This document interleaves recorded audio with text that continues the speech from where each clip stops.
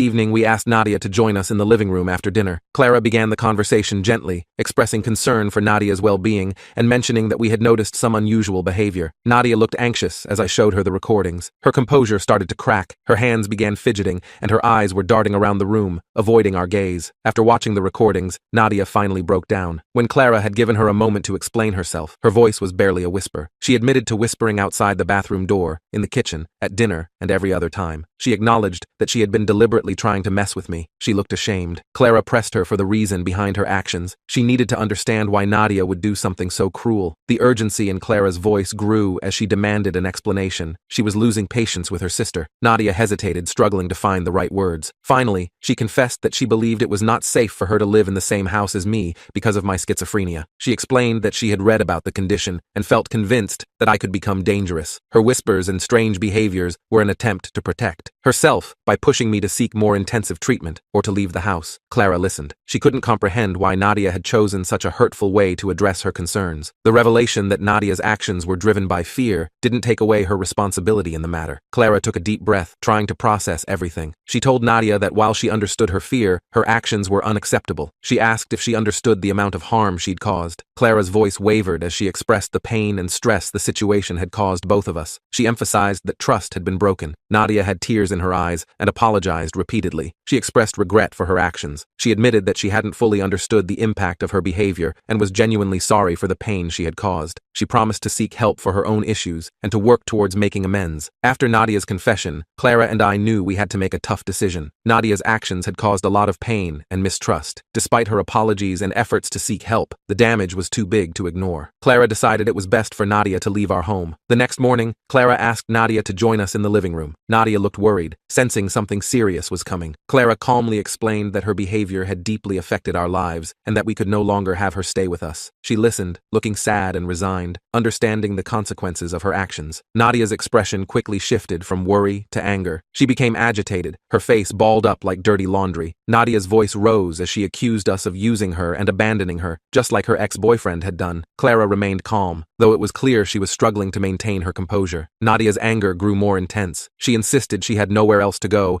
and that we were her only family. The tension in the room was obvious, each word sharpening the divide between us. I stood by, feeling a mix of emotions. I understood her fear and anger, but the trust had been too deeply broken. Clara, though clearly affected by Nadia's words, stood firm. She conveyed that this decision was about ensuring a safe and healthy environment for everyone. Nadia's outburst didn't change the necessity of our decision. Her accusations were painful to hear, but we knew we had to follow through. Clara remained stiff in her decision. Even though I could see how hard it was to kick her sister out, she told her that this was for the best. After the conversation, Nadia stormed off to pack her belongings. The atmosphere was tense, and the silence that followed her departure was heavy. Clara helped her sister pack, the process marked by awkward, strained silence. I stayed out of the way, feeling a mix of relief, guilt, and sadness. Nadia's departure was good for us since her entire time here was stressful, but it also saddened us at the loss of a family connection. When it was time for Nadia to leave, Clara walked her to the door. Clara went in for a hug, and Nadia shoved her aside, Nadia's anger still simmering beneath the surface. She turned to me, and her eyes looked like she wasn't done with me yet. She mouthed something, but I couldn't quite make out what. Once Nadia left, the house felt empty. The silence, which once felt suffocating, now felt peaceful. Clara and I focused on repairing our